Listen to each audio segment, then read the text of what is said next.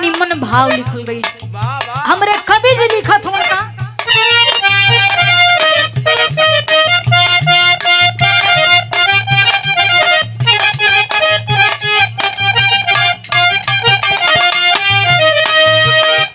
कि सृष्टि बनल जब सर्वगुण ज्ञानी,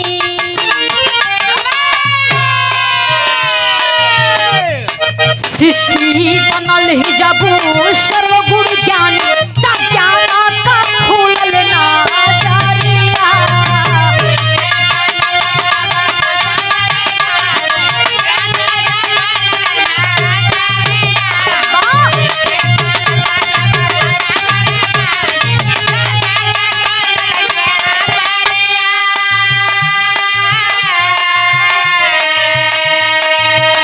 सृष्टि बनल जब सर्वगुण ज्ञानी, जो बहादुर का ज्ञान का खुलल नजरिया। क्या बात है। ए भैया जब इस सृष्टि का रचना भई ओ समय तो भैया कुछ होना ही रहे। जब इस सृष्टि का रचना भई भैया तब ए समय का हम बात कर रहल बाणी कि बढ़िया बढ़िया पोशाक वस्त्र निमन निमन घर दुआर भैया बा। ओ समय में खाली तो भैया खाली ज्वालामुखी ही रहे। जब सृष्टि का रचना भई तो हम लोग ये धरती फैली जा, नहीं तो खाली ज्वालामुखी ही रहे, चारों तरफ आग ही आग रहे भैया। लेकिन हे बाबू आज बहुभोज के उपलक्ष्य पर कार्यक्रम रखावल गई बा, शादी हो गई बा, घरे बहू भी आ गई जे के लोग ठेठ भाषा में पतो कहेला। बहू भी घरे आ गई बाड़ी, लेकिन ओकरा पहले भैया जब शादी विवाह होला तो वो समय जरूरत के कर पड़ेला पंडित जी का। ओकरा बाद ही कुछ काम आगे बढ़ेला भैया।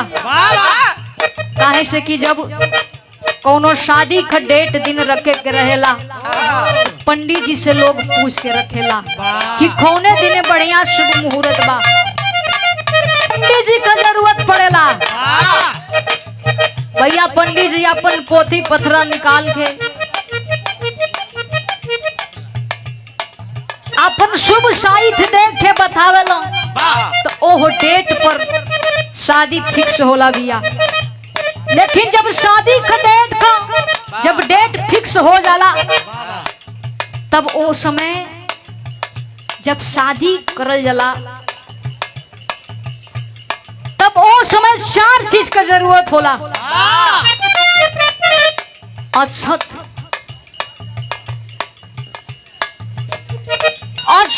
दही, हल्दी आ दूब। भैया चारों चीज ना रही तो बियाह ना हुई। तब वो समय बतावल गई खा पहले बदन बतावे के बाद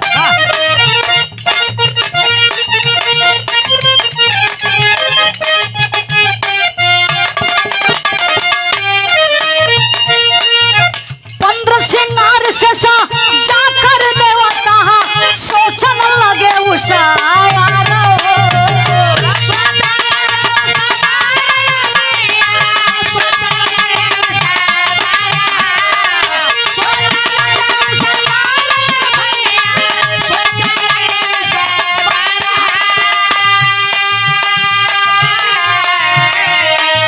सब कुछ फीका फीका लागे सिंदूर बिना कराता रहो।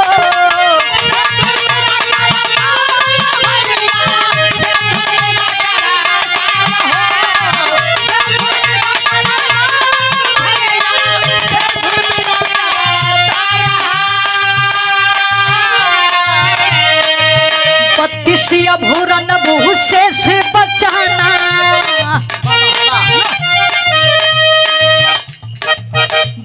सिया भूरन शेष बचाना तो छलके लागल गागरिया।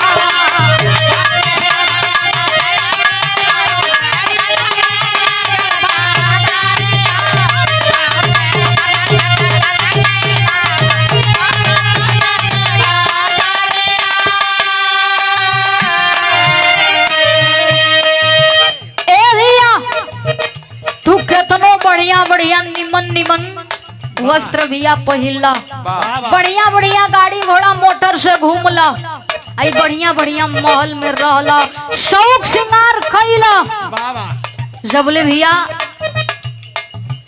ई मांग में सिंदूर पड़ेला ना तब तक सब कुछ फीका लागेला। जब भैया मांग में सिंदूर पड़ल ना रहेला तो ओ समय बेटी कहानी का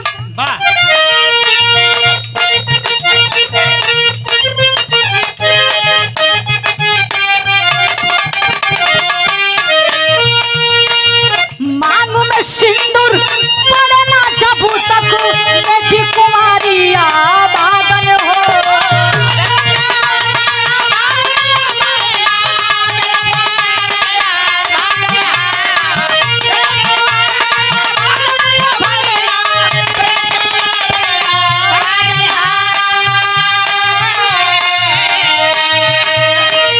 सिंदूर फड़ा थे सब ही जाने, सिंदूर फड़ा थे सब ही जाने, नारी बने सुहागन हो।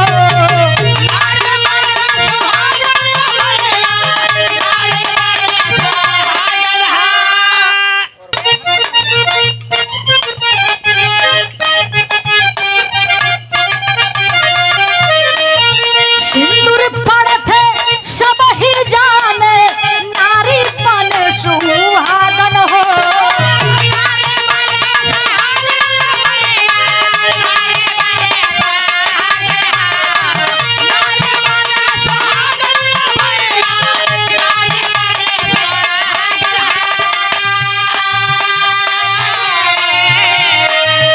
माई बाबू भैया भौजी, माई बाबू भैया भौजी छूटला नहीं हर नागरिया।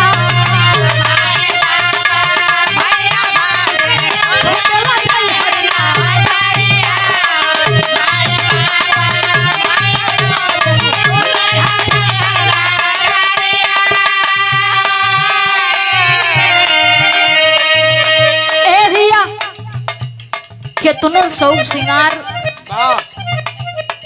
कई लेवल जाई, हाई चिटकी भर सिंदूर का कितना मान बा, एकरे बिना सब कुछ फीका फीका लागेला भैया। सिंदूर जब पड़ल ना रहेला भैया तो बेटी अभागन कहेली, जब मांग में सिंदूर पड़ जाला तो बेटी सुहागन कहावे लगेली।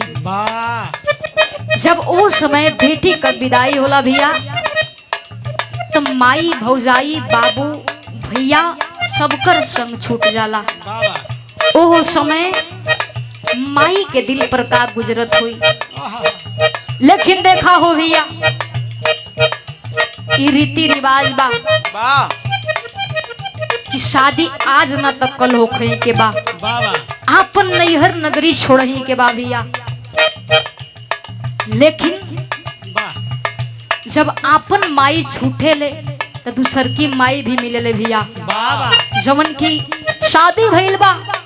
आज ए घर में बहू रानी आइल बाड़ी, एक ठे माई के छोड़ के आइल है तो एहू से एक ठे माई हुई है भैया। तब वो समय कहल का गई,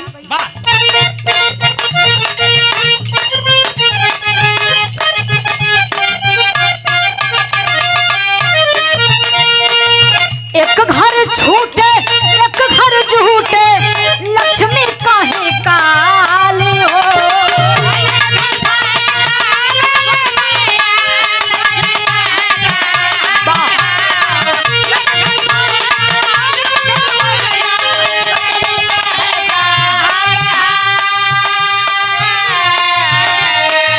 कहीं पे काली कहीं पे दुर्गा,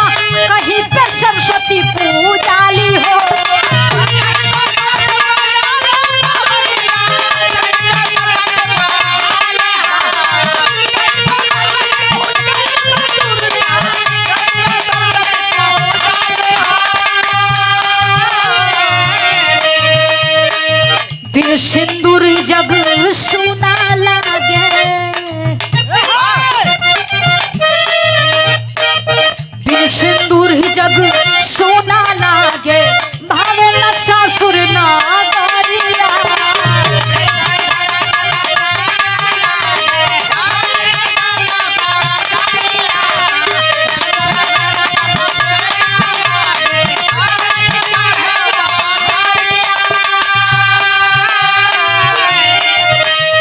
देखा भैया सिंदूर बिना सब कुछ फीका बा। एगो घर छूटेला, एगो माई छूटेली तो दूसर की माई भी मिलेली भैया, लेकिन ओह माई मतीन प्यार सम्मान स्नेह देवे तब लास्ट में अपने गुरु घराना का परिचय बताओगे बाका।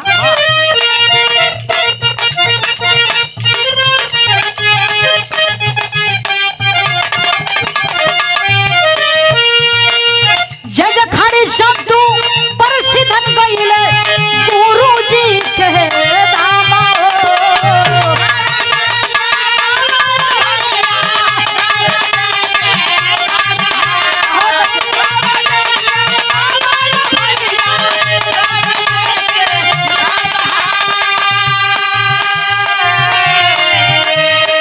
श्री नारायण गुरुपद पवले जप के गुरु के नाम।